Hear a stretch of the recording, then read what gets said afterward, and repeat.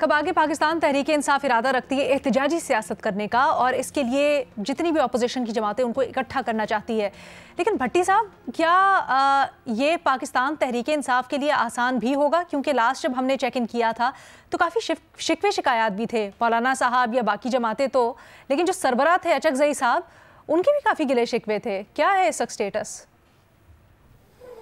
जी madam Sheikh, बिल्कुल गिले शिकवे भी हैं और वो दिलों की दूरियां भी हैं, ज़ाहिर है, और एक पीछे माजी भी है जब मौलाना साहब का, पाकिस्तान तहरीक इंसाफ का और अचकजई साहब का, जो अभी माजी करीब में जिस तरह अचकजई साहब को 2-3 मौके पे उनको नज़रअंदाज किया गया, वो भी सामने है सब। और उससे अहम बात यह है कि ये जो ज़ीरो टॉलरेंस होगी, यानी अगर ये सड़कों पर आएंगे तो ज़ाहिर है जिस तरह हमारे सामने 26 नवंबर है, हमारे सामने पिछले 3 साल हैं, तो ज़ीरो टॉलरेंस होगी वो भी।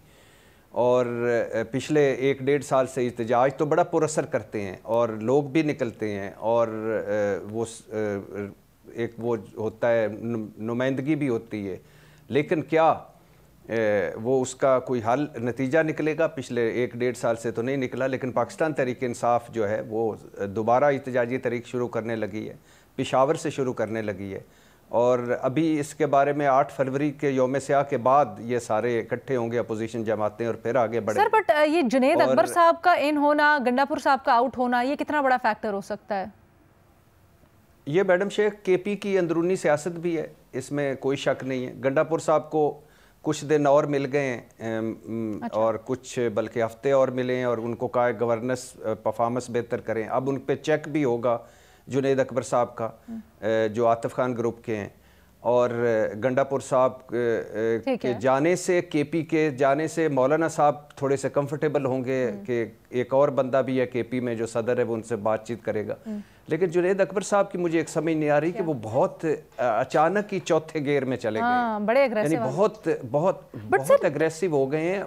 ये अग्रेसिव अचानक हुए? ऐसा नहीं होगा, ये फखर अचानक अग्रेसिव हुए या फिर जैसे उन्होंने बताया कि कुछ हैं पार्टी में जो हॉक्स हैं, अब उनको आगे लाने का फैसला हुआ है, तो जुनेद अकबर साहब भी उनमें से एक, और फुल थ्रॉटल जाएंगे? ये किस तरह से पाकिस्तान तहरीक इंसाफ की जो आने वाली पॉलिटिक्स है उसको अफेक्ट करेगा और कबूलियत भी खास अलीना देखें, जो खैबर पख्तूनख्वा में जितने भी आप इनके पीटीआई के कुछ लोगों से बात करें तो वो ये बताते हैं कि जो जुनेद अकबर साहब हैं, एक एडमिनिस्ट्रेटिव या पार्टी का जो एक इनको सदर का ओहदा दिया गया है, तो उसके लिए आपको कुछ लीडरशिप स्किल्स और ये इस तरह की क्वालिटीज़ चाहिए होती हैं कि आप इतने बड़े पैमाने के ऊपर पार्टी को मैनेज करना है।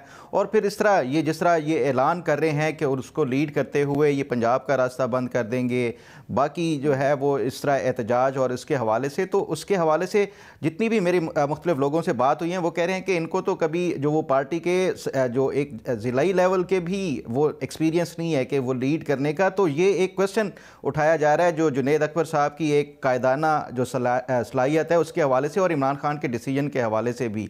तो एक तो ये हो गया। दूसरा ये कि क्या ये वाकई जुनेद अकबर साहब ये खुद से वो इस तरह के वो जो ऐलानात हैं वो कर रहे हैं या कोई पीछे से कहा गया है? तो इससे बज़ाहिर वो नज़र आ रहा है कि इमरान खान की ही जो पॉलिसी है उसको फॉलो करते हुए, जिस तरह भट्टी साहब कह रहे हैं कि वो जो चौथा गेयर है वो उसमें आया है। अदरवाइज़ मैं नहीं समझता कि वो बाय नेचर जो है जुनेद अकबर साहब को इस तरह के अग्रेसिव माइंडसेट के जो एक सियासी लीडर हैं, जिस तरह के बाकी कुछ पीटीआई के हॉकिश एलिमेंट हैं उस तरह के। बट साहब, क्या ये जी भट्टी साहब, ये इमरान खान साहब ने चेंज की है पॉलिसी और ये उन लोगों को सामने लाए हैं जो जारहाना तौर पे आगे बढ़ेंगे। आलिया हमज़ा पंजाब में और इधर जुनेद अकबर साहब, आतिफ खान ग्रुप आगे, फिर उसके बाद अभी और तकर्रियाँ होने वाली हैं। कुछ को डांटा है इमरान खान ने कि, और उनको कहा है कि आप ना मीडिया पर सही असर अपना पॉइंट ऑफ व्यू कर रहे हैं, ना लोगों को नज़र आते हैं, तो वो भी करेंगे। तो ये मेरे ख्याल से सही कह रहे हैं फ़खर, ये इमरान खान साहब की पॉलिसी है। बट सर, मेरा सवाल ये कि मौजूदा माहौल में हमने देखा कि कुछ ना कुछ पिछले आधे साल में जो लाइटर हाथ रख के ज़रा स्पेस क्रिएट की गई थी कुछ पाकिस्तान तहरीक इंसाफ के लिए। मज़ा साहब, क्या ये काउंटर प्रोडक्टिव होगा या? देखिए, तहरीकों में मेरा ख्याल है तहरीक इंसाफ को माजी की तहरीकों से कुछ सबक सीखना चाहिए, जो सियासी जमातों की, तहरीक इंसाफ की नहीं। कभी तहरीकों के दौरान आप इस तरह की तब्दीली नहीं लाते, क्योंकि उसमें पार्टी के अंदर बदगुमानियाँ पैदा कर दी। अब मुझे बताएं, अगर आपने अली अमीन गंडापुर और दूसरे लोगों को इस तरह तब्दील कर दिया है तो फिर वो तो एक्टिव नहीं नज़र आएंगे आपको, और वो कोशिश करेंगे कि दूसरा कामयाब ना हो। पीटीआई को ये सोचता है, अब आपने ऐलान कर दिया, जुनैद अकबर साहब ने ऐलान कर दिया सड़कें बंद करेंगे, ये कुछ करेंगे, तो फिर आप जॉइंट एक्शन कमेटी किधर गई आपकी? ठीक है, फिर वो अपोजिशन का मुत्तहदा महाज कहाँ चला गया जब आपने खुद ही तहरीक के लाएअमल का भी ऐलान कर दिया है? तो मेरा ख्याल है तहरीक इंसाफ को ये तय करना है कि उसने सोलो फ्लाइट करनी है या ग्रैंड ओपोजिशन के जरिए। अगर ग्रैंड ओपोजिशन के जरिए मूवमेंट चलानी है तो फिर ये जो ऐलानात हैं ये फिर बेमाने से हो जाते हैं, और अगर खुद चलानी है तो आपके लिए बेहतर ऑप्शन कौन सा है? बस एक लफ्ज़, ग्रैंड ओपोजिशन। Grand opposition. फखर, एक वर्ड में जो भी आपने कहना है। बस एक छोटा सा मैं इसमें ऐड करना चाह रहा था। देखें, ये जिस तरह इन्होंने आतिफ खान ग्रुप को ये आगे ला रहे हैं सिर्फ इस वजह से कि अग्रेसिव आतिफ खान की पूरी सियासत देख रहे हैं, वो कभी भी एंटी एस्टैब्लिशमेंट इस तरह अग्रेसिव को भी वो सियासत कर ही नहीं सकते, क्योंकि वो एक बिजनेस फैमिली से उनका ताल्लुक है, जो बाकी भी उनकी एक्सटेंडेड फैमिली है।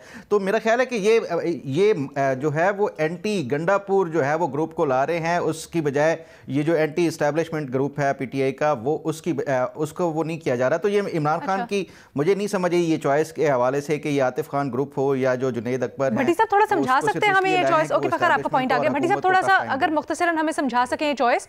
और प्लस कहा तो यही जाता था ना कि गंडापुर साहब, बल्कि हमें आप लोगों से खबरें मिली थी कि बुशरा बीबी साहिबा के हिमायत याफ्ता हैं, ये क्या हो रहा है एकदम से? नहीं मैडम शेख, उसमें तो मैंने बताया था ना कि जैसे इमरान खान साहब बहुत सारे मामलात पर नाराज़ हुए, बुशरा बीबी नाराज़ हुई गंडापुर साहब से, और इसके अलावा केपी में ग्रुप बाजी भी थी। पाकिस्तान तहरीक इंसाफ के जो कारकुन थे वो भी गिला कर रहे थे, और जब GHQ हमला केस था तो बहुत सारे कारकुन आए और उन्होंने गिले भी किए। और तो फिर ये आतिफ खान ग्रुप जो पहली मरतबा भी नज़रअंदाज हुआ, परवेज़ खटक भी नहीं बने, ये भी नहीं बने, महमूद खान की लॉटरी निकल आई। आपकी बात बाय नहीं कर रहे, और भट्टी साहब एग्री करेंगे इस बात से, तहरीक इंसाफ में भी कबूलियत और मकबूलियत का मसला है। परवेज़ खटक मकबूल हो रहे थे जब उन्होंने 2013 के बाद 2018 में 2/3 मेजॉरिटी से तहरीक इंसाफ जीती है। ये बात ठीक है कि इमरान खान का वोट था, लेकिन किसी ने तंजीम साजी की, किसी ने अपनी प्रूफ किया कि मैं 2/3 मेजॉरिटी दिलवा दी, उसके बाद उसको हटा के महमूद खान को ला के तहरीक इंसाफ ने फिर एकदम खैबर पख्तूनख्वा में, आप सिंध में देख लें कंप्लीट डिवाइडेड है तहरीक इंसाफ। आप केपी में देख लें, नहीं वो थे, इमरान खान के गिर्द ज़रूर इकट्ठा हो जाते हैं, लेकिन अदरवाइज आप तहरीक इंसाफ के 4 लीडरों से बात करें तो वो 4 मुख्तलिफ नैरेटिव बयान करेंगे। ठीक है जी।